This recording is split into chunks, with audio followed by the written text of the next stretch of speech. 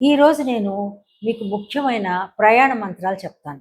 అంటే ప్రయాణం చేసే ముందర ఈ మంత్రాలు జపించుకుని వెళితే మాత్రం చాలా చక్కగా చేసుకోగలుగుతారు. సుఖ ప్రయాణం అవుతుంది. అమావాస్య, చవితి రోజు ప్రయాణాన్ని సాధ్యమైనంత వరకు ఆ రోజు వెళ్ళకుండా ఉంటే మంచిది. కానీ వెళ్ళవలసిన పరిస్థితి వచ్చినా కూడా సరే ఏమీ చింతపడక్కర్లేదు. ఈ మంత్రాలు నేను చెప్పే మంత్రాలు చదువుకుని కాన్ఫిడెంట్‌గా వెళితే ఈ హాయిగా ప్రయాణం చేసుకోవచ్చు. ఇప్పుడు ఆ మంత్రాలు ఏమిటంటే నారసింహ వపుషే నమః. నారసింహ వపుషే నమః. నారసింహుని మంత్రం ఒకటి. హం హనుమతే నమః. హం హనుమతే నమః. ఆంజనేయ స్వామి మంత్రం.